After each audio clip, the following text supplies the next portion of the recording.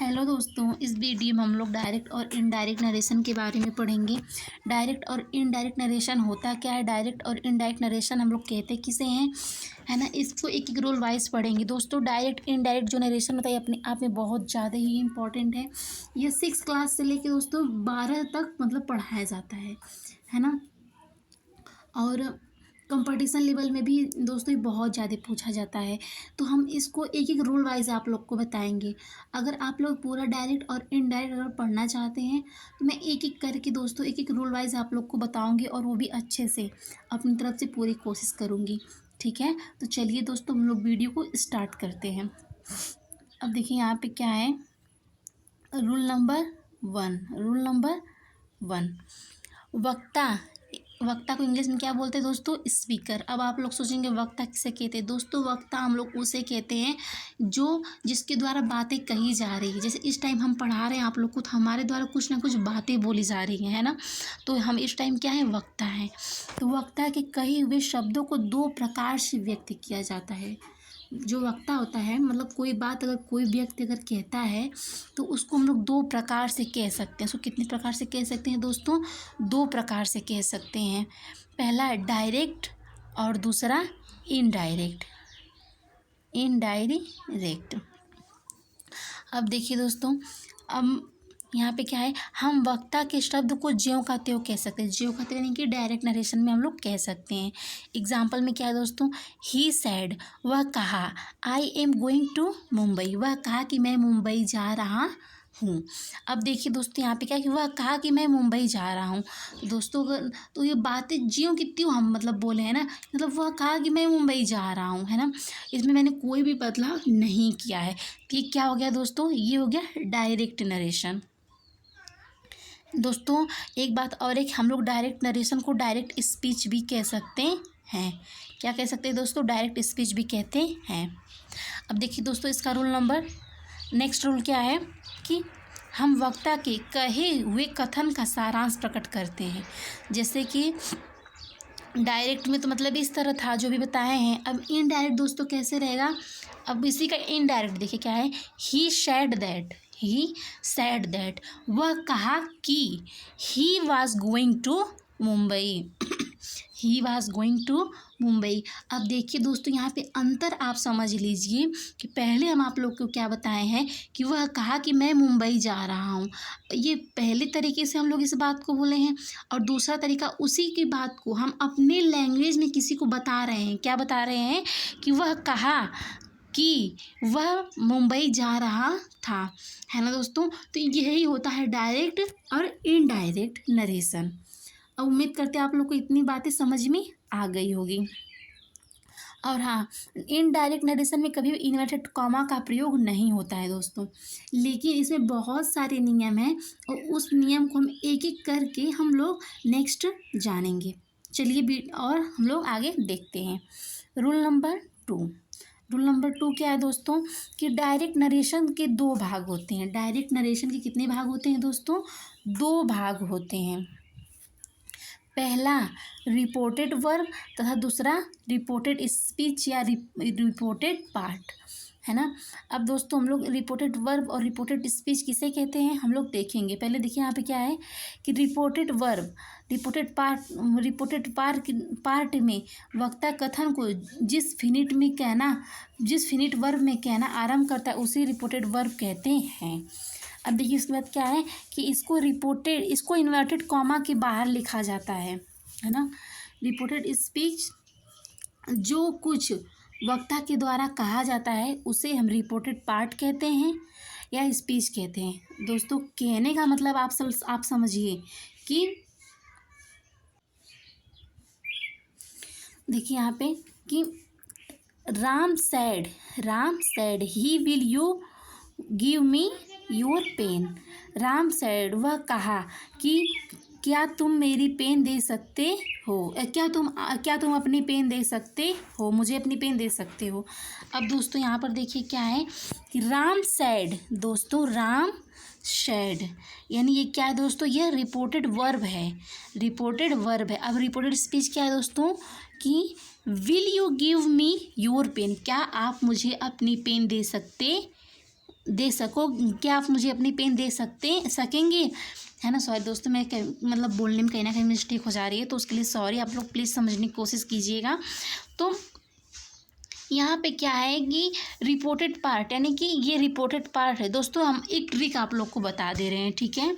कि देखिए, जो कॉमा और इन्वर्टेड कॉमा, जो इन्वर्टेड कॉमा के बाहर होता है वह क्या होता है दोस्तों, वह होता है रिपोर्टेड वर्ब।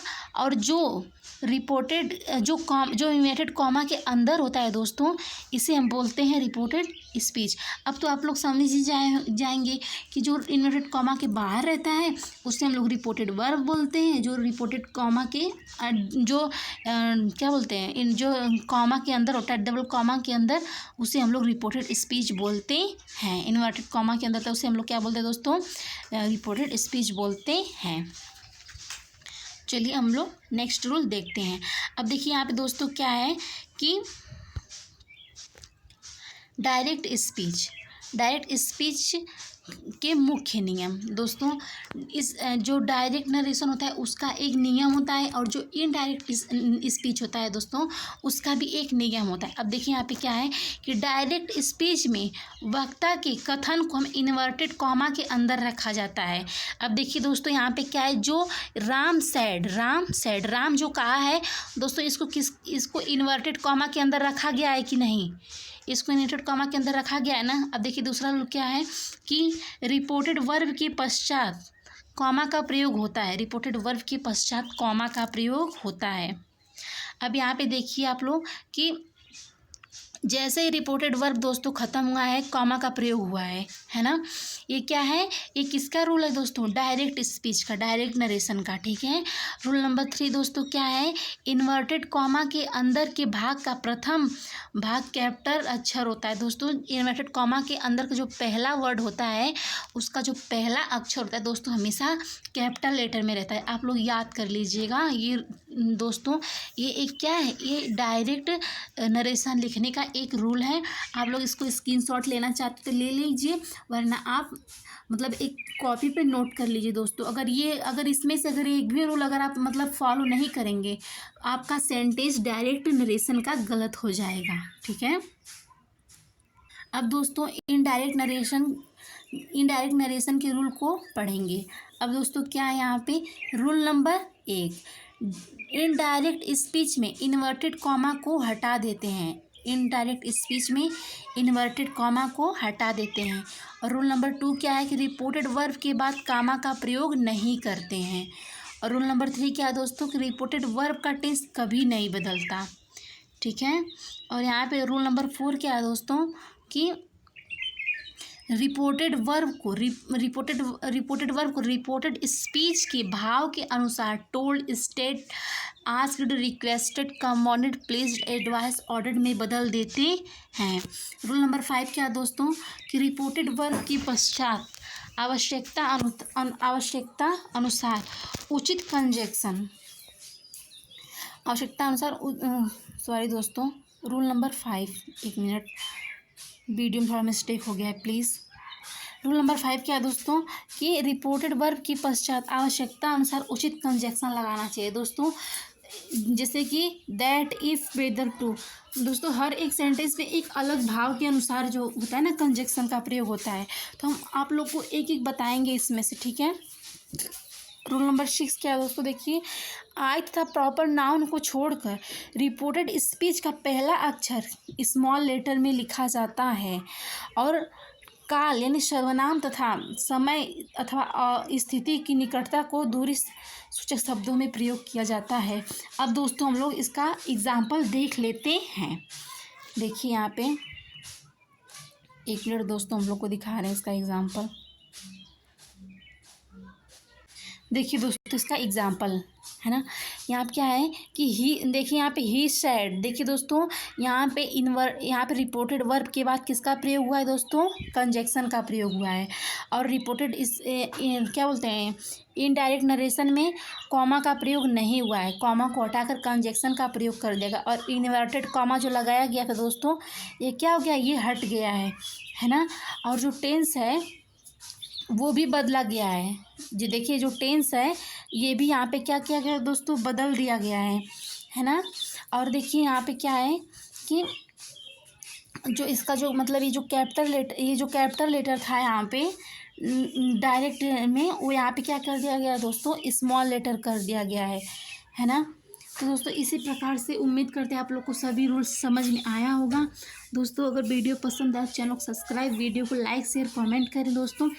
और हाँ, एक बात और हम आपसे शेयर करना चाहते हैं कि जो डायरेक्ट और इनडायरेक्ट नरेशन दोस्तों अपने आप में एक लॉन्ग चैप्टर है, ठीक है। तो हमको इसको समझाने और बताने में दोस्तों 3-4 घंटे से कम टाइम नहीं लगेगा। तो हम सोच रहे हैं कि छोटे छोटे पार्ट में आप लोग को समझाएं। हम इसका एक प्लेलिस्ट न्यू क्रिएट कर दे रहे हैं, आप उस प्लेलिस्ट में जाके पूरी वीडियो शेयर कर लीजिएगा, ठीक है। अभी मेरा फर्स्ट वीडियो है दोस्तों, है ना। तो ऐसे वीडियो देखने के लिए हमारे चैनल को सब्सक्राइब, वीडियो को लाइक शेयर कमेंट करें। और हाँ, अगर आप हमारे चैनल से जुड़ना चाहते हैं तो प्लीज़ जुड़ें, क्योंकि हम मतलब जहाँ तक हो सकता है दोस्तों हम पूरी कोशिश करेंगे कि पूरी इंग्लिश ग्रामर हम आप लोग क्या करवा देंगे, कंप्लीट करवा देंगे, ठीक है दोस्तों। फिर मिलते हैं नेक्स्ट वीडियो में, तब तक के लिए बाय।